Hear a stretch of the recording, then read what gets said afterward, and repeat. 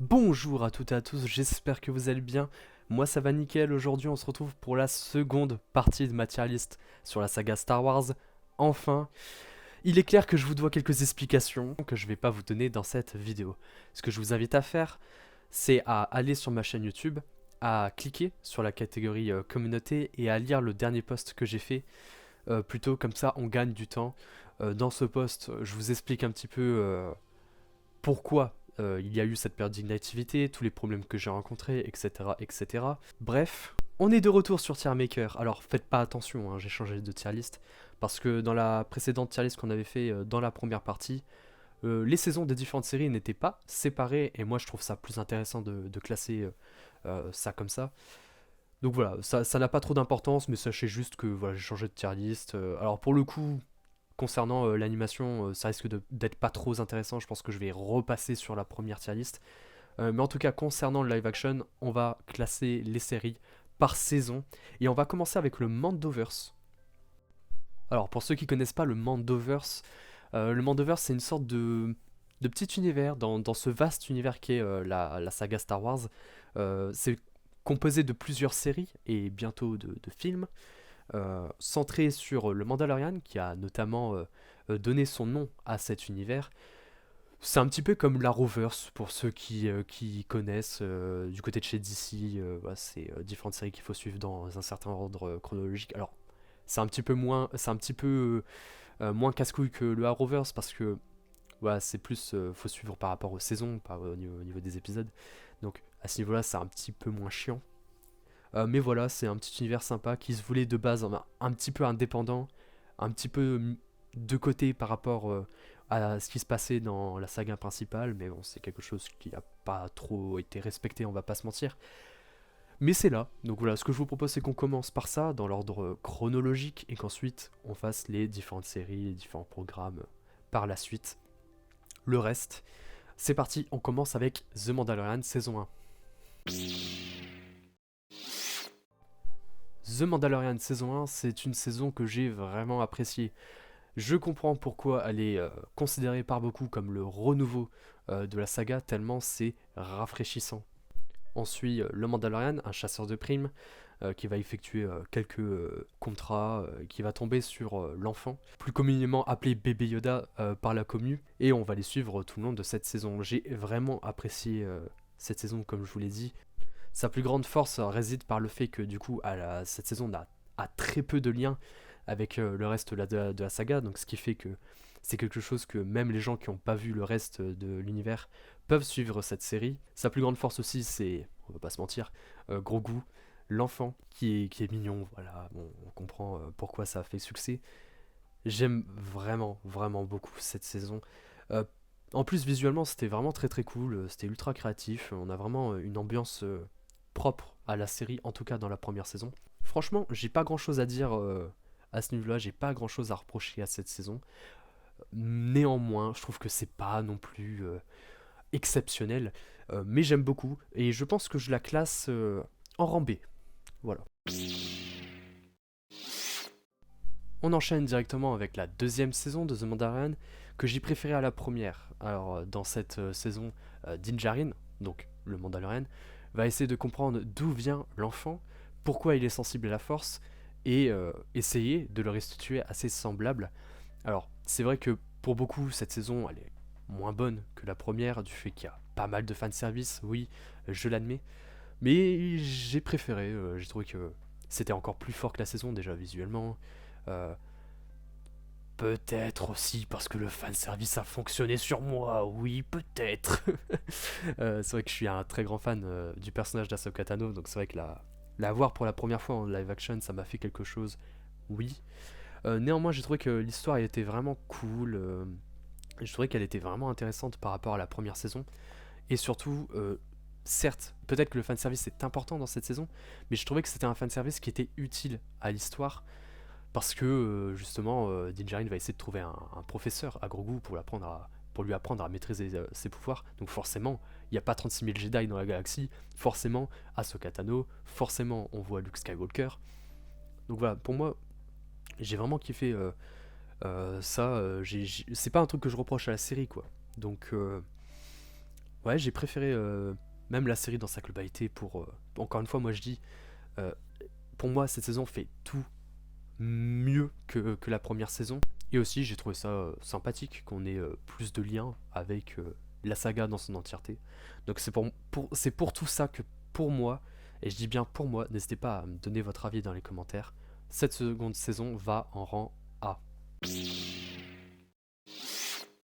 Ensuite, le livre de la fraude. Si vous avez vu la première partie de ma tier list, vous savez que Boba Fett, c'est pas un personnage que je porte dans mon cœur. Alors, pourtant, je trouve que sa série n'est pas non plus si catastrophique que les gens le disent. C'est juste que, oui, il y a pas mal de choses qui vont pas dans cette série. Disons les termes, le premier épisode était très cool. La suite, c'est chiant. Ensuite, on a les 2 épisodes de The Mandalorian saison 2.5 et le final qui était, ma foi, plutôt satisfaisant. Au final, on a 4 épisodes sur 7 qui étaient pas mal, mais le reste, c'était chiant à en crever. Et parmi ces 4 épisodes, ce qui est fou, c'est qu'il y a 2 putains d'épisodes, excusez ma vulgarité, mais c'est 2 épisodes dans cette série où le personnage principal n'est tout simplement pas là. Et c'est une folie. Donc au final, voilà, si tu mets de côté les 2 épisodes centrés sur le mandarin, qui étaient très cool, hein, ça je dis pas, au final on a que 2 bons épisodes où le personnage apparaît. Donc oui, cette série est pas bonne, hein, on va pas se mentir. Même si, encore une fois, les 4 épisodes que j'ai dit, ils étaient vraiment bons, mais c'est juste que ça pose problème, ces 2 épisodes sur le Mandalorian. Surtout qu'en plus, c'est des épisodes qui sont vraiment très importants pour la saison 3. On t'oblige à regarder cette série. Pour moi, ça va en D, mais ça va pas en E. Parce qu'encore une fois, certes, c'est vraiment pas bon. Sur le principe, c'est vraiment cata, mais ça mérite bien son rang D. On termine de classer The Mandalorian avec sa saison 3, qui, je trouve, est ce qu'il se fait de pire dans l'univers Star Wars. Et oui, pour moi, The Book of Boba Fett n'est pas la pire saison qui s'est fait, qui est sortie sur Disney+. Pour moi, c'est vraiment cette saison 3 qui, je trouve, a le niveau d'écriture d'une série d'animation Star Wars. Et encore, j'insulte The Clone Wars, j'insulte Rebels en disant ça.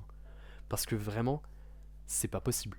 Certains épisodes sont ridicules. On se souvient de l'épisode où les robots pètent des plombs là, où on a Usain Bolt là, le battle droid qui court comme un être vivant, ou même la morgue à droid. Enfin bref, c'est n'importe quoi. C'est l'épisode avec Jack Black là.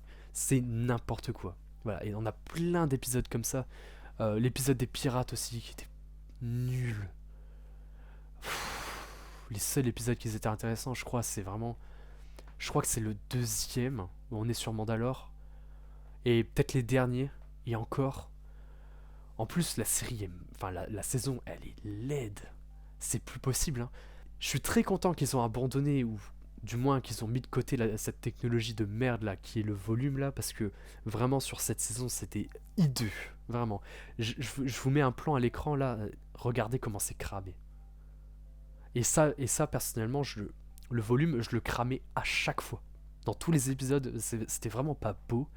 Donc, je suis très content qu'ils ont abandonné cette technologie. Sincèrement, déjà, comme je vous l'ai dit, c'était vraiment pas beau. Scénaristiquement, c'était pas terrible. Au niveau de l'évolution des personnages, c'est cata. Hein. C'est-à-dire que Din Djarin, entre le début de la saison 3 et la fin de la saison, il n'a aucune évolution. Pire, on a une régression de l'évolution du personnage, c'est-à-dire qu'on a l'impression que on est de retour à la saison 1, en termes de situation. Vraiment, c'est le Mandalorian chasseur de primes, avec Grogu. Voilà, c'est tout. Alors que, sincèrement, il y avait des choses à faire avec le personnage. Voilà, le fait qu'il ait le Darksaber, il aurait pu devenir le chef de Mandalore, tu vois. Malheureusement, ça s'est pas fait. Pour le coup, un personnage qui a été très intéressant dans cette saison, c'est le personnage de... Et encore, je dis très intéressant, mais c'est le personnage de Bo-Katan que j'apprécie énormément, qui avait fait son retour dans la saison 2. C'est un personnage que j'aime beaucoup, hein, ça y a pas de souci, mais on va pas se mentir, elle vole la vedette à Din Djarin. Alors, certes, la série s'appelle The Mandalorian, donc on peut techniquement parler de n'importe quel Mandalorian dans cette série, mais c'est un peu Din Djarin, le personnage principal, et le fait que Bo-Katan arrive et prenne un petit peu sa place. Je sais pas, j'ai trouvé ça bizarre. Puis en vrai, pareil, Bo-Katan, elle a pas une évolution de dingue. À la fin de la série, bah, juste elle est redevenue la chef de Mandalore. Bon, ça fait 3 fois qu'elle elle redevient chef, donc bon, en plus on détruit le Darksaber. Non, franchement, cette saison n'était vraiment pas terrible. Voilà. Il y a que le début qui était intéressant, et un petit peu la fin. Et encore, c'est pareil, on n'a pas parlé du personnage de... comment il s'appelle là. Ah oui, le grand meuf Gideon, qui était un assez bon antagoniste dans la saison 1, dans la saison 2, mais dans la saison 3, déjà que au niveau de son armure, même l'armure des Jet Troopers, c'est dégueulasse. Mais en plus, il meurt. Mais d'une manière, d'une façon ridicule. Cette saison, pour moi, c'est vraiment horrible. C'était vraiment une saison pour satisfaire les fans, pour les gens qui aiment bien le mandarin et Grogu, mais c'était vraiment rien que pour... Enfin, il y avait vraiment aucune volonté de raconter quelque chose avec cette saison. Pardonnez mon avis. Pour moi, ça va en rang E. J'ai vraiment besoin d'avoir votre avis sur ce que je viens de dire. Est-ce que pour vous, cette saison a été pas si mal? Est-ce que vous préférez cette saison à The Book of Boba Fett, ou est-ce que vous mettez cette saison plus haut? N'hésitez pas à me dire tout ça dans les commentaires. Sur ce, on va passer sur Ahsoka. Heureusement qu'Ahsoka est arrivée juste après, parce que je... sincèrement, la saison 3 de The Mandalorian, ça m'avait vraiment achevé. Là, j'en pouvais plus de ce Mandoverse. Ahsoka est arrivée, et là, j'ai retrouvé ma hype pour ce mini-univers. Ahsoka, c'est vraiment une série qui, dès le début, te met cette idée dans le crâne que cette saison est importante. Sois attentif, regarde bien. Et rien qu'avec le texte rouge au début, un peu comme les textes qu'on a dans l'introduction des films Star Wars, on a vraiment l'impression que cette série va être importante. De plus, les enjeux sont gigantesques. Empêcher Morgan Elsbeth de ramener Thrawn dans la galaxie qu'on connaît. Thrawn, un antagoniste de la série Rebels, qui, on peut le dire, peut remplacer Palpatine. Donc voilà, c'est vraiment un immense danger que représente ce personnage. Et à côté, on a Ahsoka qui va essayer d'arrêter Morgan. Sauf que ça va être plus difficile que prévu, parce que à côté, Morgan est accompagné de deux Jedi noirs, voilà, extrêmement puissants, qui sont Baylan Skoll et Shin Hati, qui sont des antagonistes vraiment super intéressants. J'adore le personnage de Baylan Skoll, qui, selon moi, en fait, le personnage en une saison, il a réussi à être un antagoniste aussi iconique que Dark Maul ou le Comte Dooku, de mon avis personnel. Et puis Ray Stevenson, qui est un acteur fabuleux. J'ai vraiment été touché quand on a appris le décès de cet acteur. Alors a priori, il devrait être recast, parce que le personnage devrait revenir dans la saison 2.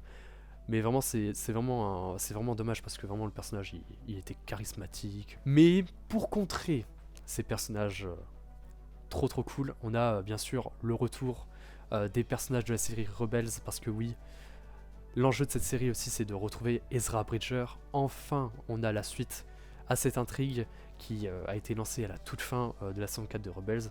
Donc voilà, ça a été vraiment aussi l'occasion pour nous, les fans de Star Wars, d'avoir la fin de ces personnages. En tout cas, la continuité de cela. Et ça m'a fait plaisir de revoir tous ces personnages, de revoir Sabine, de revoir Hera, Chopper.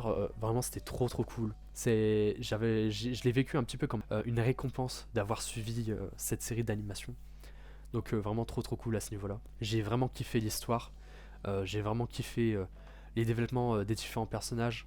Alors, je sais que cette série, alors c'est pas qu'elle est mal aimée, mais c'est juste que oui, je comprends les critiques du fait que oui, il y a une grosse séquence fanservice dans cette série, je crois à l'épisode 5, avec le retour d'Anakin. Mais pareil, je trouve que c'est un fanservice qui pour moi est utile à l'histoire, puisqu'il participe au développement d'Ahsoka. Alors je sais que c'est difficile à intégrer pour certaines personnes, mais oui, c'est utile au développement du personnage d'Ahsoka. Oui, Ahsoka a un développement. Voilà, cette séquence lui permet de faire la paix avec son passé, d'accepter le fait qu'elle a été la padawan de Dark Vador, et d'être en paix avec elle-même. Donc pour moi, c'était vraiment un fanservice utile, et qui voilà, satisfait mes attentes de fan, oui, bien sûr, mais c'est vraiment du bonus, ça. Et puis, à côté, la série visuellement est impeccable. Même au niveau des costumes. Alors, pareil, c'était excellent. Peut-être que au niveau des costumes et du visuel, pendant la séquence fanservice, peut-être que oui, c'était dégueulasse. Mais je pardonne un petit peu parce que c'est qu'une séquence parmi toute la série. Tout le reste, pour moi, c'était vraiment excellent. Alors, pour tout ce que je viens de dire, peut-être que je suis pas objectif parce que je suis fan du personnage, mais pour moi, cette saison va en rang S. J'attends beaucoup la saison 2, qui va être la continuité de la première saison, on le sait, et qui va être d'autant plus importante pour la suite et pour le film de Dave Filoni qui devrait conclure ce Mandoverse. J'ai vraiment beaucoup trop hâte. Encore une fois, j'ai besoin de votre avis. Qu'est-ce que vous avez pensé de cette saison? Moi, j'ai adoré. Peut-être c'est parce que je suis fan du perso, mais pour moi, ça mérite largement sa place en rang S. Veuillez respecter mon avis. Avant d'aborder les autres séries Disney+, en dehors du Mandoverse, je tenais à faire une petite parenthèse sur la série Skeleton Crew, dernière série du Mandoverse en date, qui est en train d'être diffusée. Voilà, sa diffusion n'est pas terminée. Au moment où je tourne cette vidéo, l'épisode 4 sort demain. Donc bien sûr, la vidéo sortira un peu plus tard, mais je tenais à donner un petit avis vite fait. De toute manière, je peux pas vous donner un avis complet, je peux pas classer la série maintenant parce que évidemment, je peux pas juger puisque la saison n'est pas encore terminée. Mais de ce que j'ai vu pour l'instant, je classerai cette saison entre le rang D et E. Pour moi, c'est vraiment pas terrible. Mais bref, passons à Obi-Wan Kenobi. Obi-Wan Kenobi, première série Disney+, étant sortie en dehors du Mandoverse, c'est une série qui était très attendue par les fans. Bien sûr, le fait de retrouver Ewan McGregor dans le rôle d'Obi-Wan Kenobi, c'était très attendu. Mais aussi une histoire entre le 3 et le 4, une première, tout simplement. En tout cas sur Disney+. Moi aussi, je faisais partie de ces fans qui attendaient cette série. Force est de constater qu'on a été très déçus. Évidemment, cette série a été une véritable déception. Sincèrement, je ne comprends pas pourquoi ils en ont pas fait un film. Parce que vraiment, tu sens que la série souffre d'un budget limité. Et surtout que 6 épisodes, c'était trop. Ils savaient pas quoi raconter sur ces épisodes, tu le sens. Alors l'histoire est très intéressante. Je trouve que le fait que Obi-Wan Kenobi soit obligé de sortir de sa tanière entre le 3 et le 4 pour sauver les enfants, bah, c'est un petit peu sa mission entre le 3 et le 4. Donc pour moi, je trouve que c'était une histoire qui était intéressante à raconter. Force est de constater qu'elle a été mal faite, dans le sens où il y a quelques facilités scénaristiques, il y a quelques moments où tu sens que vraiment les 6 épisodes n'étaient pas nécessaires. En plus, visuellement, c'est catastrophique. Oh, c'est cataclysmique. Encore une fois, c'est filmé en volume. Cette technologie diabolique, c'est dégueulasse. Visuellement, c'est dégueulasse. C'est vraiment pas digne d'un programme sur le personnage de Obi-Wan Kenobi. C'est vraiment pas très beau, même au niveau des costumes, au niveau des maquillages, rien ne va. Alors, pour le coup, tout ce qui touche aux inquisiteurs, pour moi, c'est pas bien grave, étant donné que c'est difficile de rendre ce qui s'est fait en animation en live action, notamment le personnage du grand inquisiteur. C'est vrai que ça a dû être compliqué à adapter, je comprends, mais pour moi, c'est vraiment pas terrible à ce niveau-là. En fait, malheureusement, je vais vous dire un truc. Les seules choses que j'ai appréciées dans cette série, c'est le match retour entre Obi-Wan Kenobi et Darth Vader, qui pour moi j'ai trouvé était très intéressant. Pas visuellement, mais au niveau des dialogues, au niveau du combat aussi, c'était mieux. J'ai bien aimé suivre la psyché du personnage de Obi-Wan Kenobi, voir un petit peu son évolution, parce qu'il a quand même une petite évolution, qui était très intéressante dans cette série. Je pense que c'est l'un des plus gros points positifs de cette série. Et puis sa relation avec Leia Organa qui est très touchante. Le reste, pour moi, c'est poubelle. Et c'est franchement dommage. Ils auraient dû en faire un film. Pour tout ce que je viens de dire, je mets cette série dans le tiers D. On continue avec Andor, sorti en 2022, la même année qu'Obi-Wan Kenobi. C'est pareil, une série qui se passe entre le 3 et le 4, où on suit Cassian Andor, un personnage du film Rogue One, Star Wars Story, qui est mon film préféré de la saga, hein, si vous avez vu la première partie. Donc bien sûr, j'attendais cette série au tournant, bien sûr, je m'attendais à une série de la même trempe que le film. Force est de constater que par rapport à la plupart des gens, personnellement, j'ai été un petit peu déçu. En tout cas, je trouve que cette saison est surcotée. Voilà. On n'a pas encore eu la deuxième saison qui devrait sortir en, en mars ou en juin, non, en mai 2025 il me semble. Je sais plus, je vous mettrai toutes les infos à l'écran. C'est une saison que je trouve un petit peu surcotée parce que certes la série est vraiment belle. Tu sens que ça a été tourné alors cette série elle a été tournée hors volume, donc voilà, on n'a pas utilisé le volume dans cette série. Bah ça fait du bien hein, parce que c'est largement plus beau. Hein. Malheureusement, je trouve que c'est au niveau de l'histoire, au niveau du rythme, où sincèrement, dans les premiers épisodes, je me suis fait chier. Alors la série est découpée en arcs. Je crois que c'est les 2 premiers arcs où vraiment je me suis fait vraiment chier. Je suis navré, hein, mais j'ai regardé cette série avec un ami, et à la fin de la série, on a été d'accord sur le fait que bah, c'était pas non plus une dinguerie hein, par rapport aux avis qu'on voyait sur YouTube ou sur internet en général. Alors, je suis d'accord que l'arc de la prison est fantastique. C'est vraiment l'un des meilleurs arcs qui s'est fait dans une série Star Wars.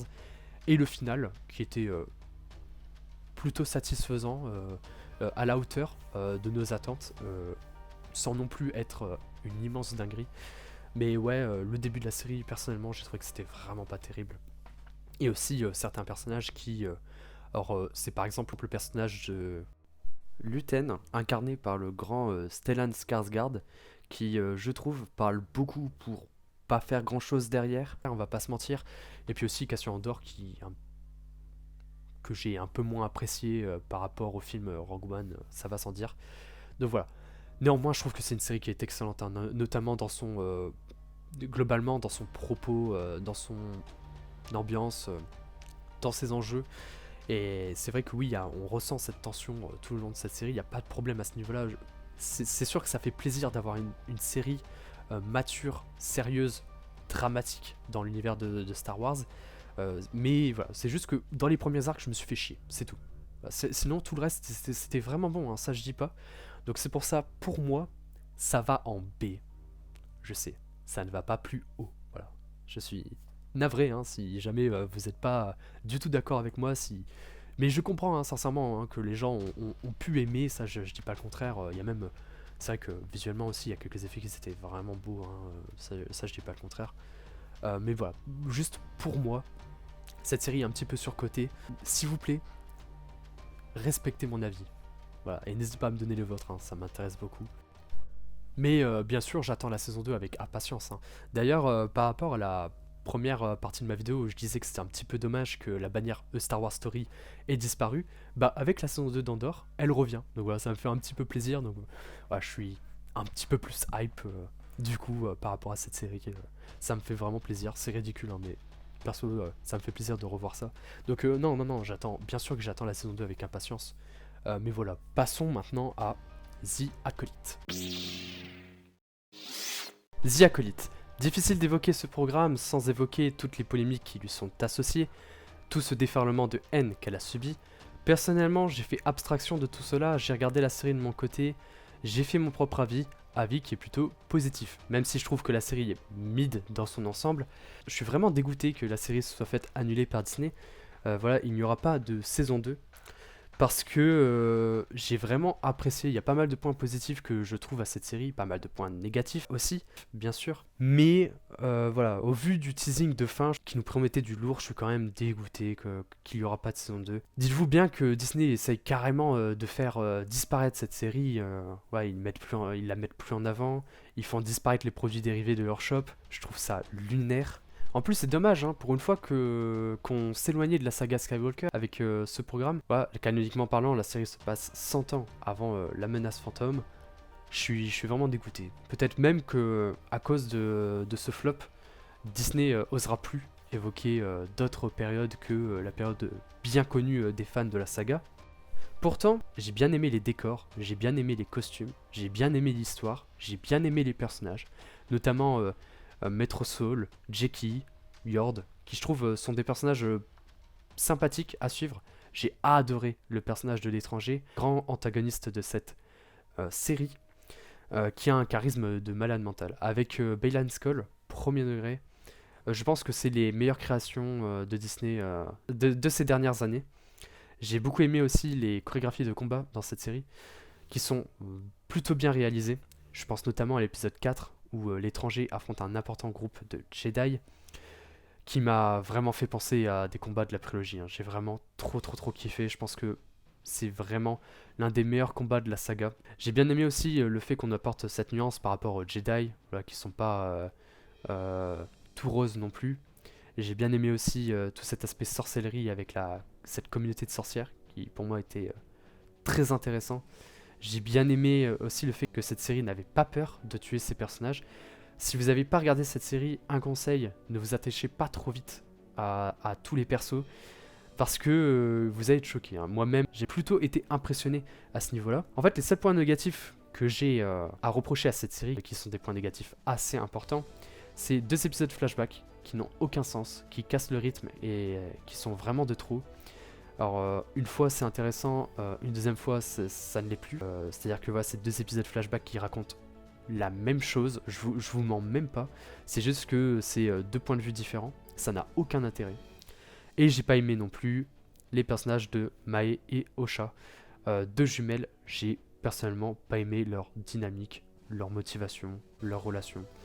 J'ai vraiment pas accroché personnellement. Mae et Osha qui représentent à elles deux les principales polémiques de cette série. Parce que oui, certains disent qu'elle décrédibilise le personnage d'Anakin, qu'elle nique la prophétie de l'élu, parce que ce sont des jumelles qui ont été créées avec la force, avec la magie, par 2 sorcières lesbiennes. Ça qui a posé problème, la série est trop woke aussi. Les gars, on est en 2024, faut grandir à un moment donné.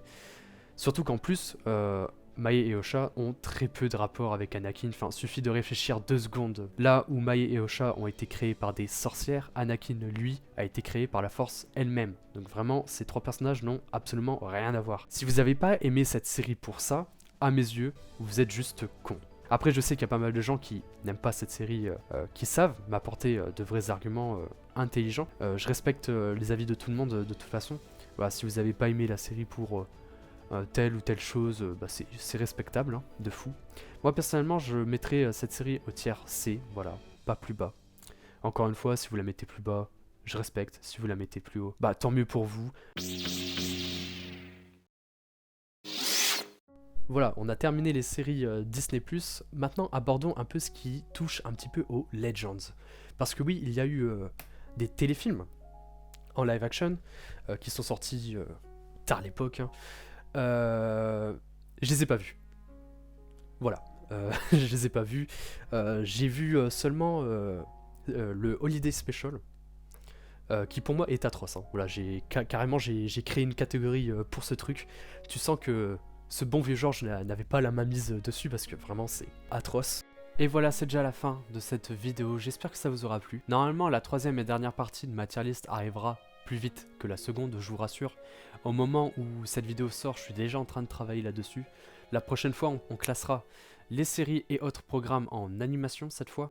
Tout de suite, je vous mets la tier list finale de ce qu'on a fait dans cette vidéo. N'hésitez pas à me dire ce que vous en pensez, n'hésitez pas à me faire votre top dans les commentaires. Et ensuite, je vous mets aussi la tier list globale update, donc avec ce qu'on avait fait dans la partie précédente. Comme vous pouvez le voir, la plupart des films passent avant les séries selon moi. Je prends plus de plaisir à regarder un film qu'une série généralement.